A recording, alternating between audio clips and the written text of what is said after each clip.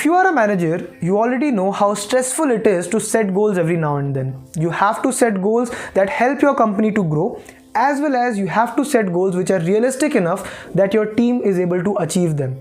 Now, if you are somebody who whenever sits to make a set of goals gets totally confused, you need to watch this video till the end, because I'll be telling you how to set smart goals and make your team productive.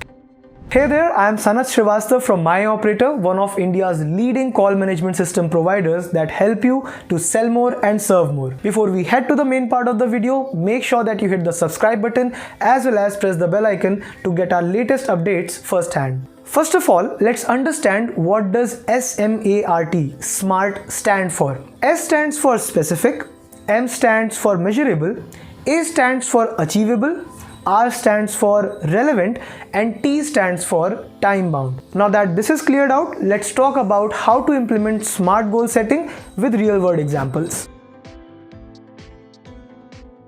Specific goals. Tell me something. What would happen if you go to a restaurant and tell the server that you need something to eat? I'm pretty sure the server will ask you to be a little more specific about what you want to eat. See, same thing applies when you're setting goals, because as a manager, you need to be specific about what you want to achieve while setting those goals. It may be more sales, it may be better marketing, more brand value or brand recognition, it can be more sales channels, or it can also be introducing a new product. It can be anything, but you need to be specific about what it has to be. Along with this, you also need to be aware that what steps need to be taken in order to achieve that goal. For example, if your specific goal is to achieve more sales, so the steps will be to set up a good customer service team, make improvements to the products as per the reviews from the customer, to have a good sales pitch in place, and to have a good performance evaluation system so that you can evaluate the performance of the team. Understand it this way: unless you have defined a specific goal and you already know what steps need to be taken in order to achieve that goal, you won't be able to set a smart goal. Now, once you are clear about what you want to achieve, it's time to quantify that goal. That simply means you need to add a number to that goal. See, having measurable goals allows you to see how much of the goal you have achieved and how much of it is left. It also allows you to make effective decisions as well as good strategies in order to achieve that goal. For example, you wanting to increase your sales is a specific goal. You wanting to increase it by 50% is a measurable goal. Achievable goals. The A in SMART stands for achievable goals, which basically means that you need to have the necessary skills, tools, and motivation that you need in order to achieve that goal. Continuing our previous example, you need to make sure that your goal of increasing the sales by 50% is achievable. In order to do that, you need to make sure that you have good strategies in place, you have a big enough sales team to execute those sales, you have a good customer support team to handle the post sales, as well as your team needs to be motivated enough in order to dedicate themselves to achieve your goal. Now, it can happen that you do not have the necessary skills, tools, or motivation to achieve a particular goal.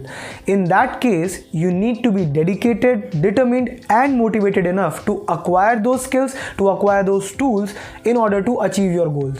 That's how a goal can be made achievable.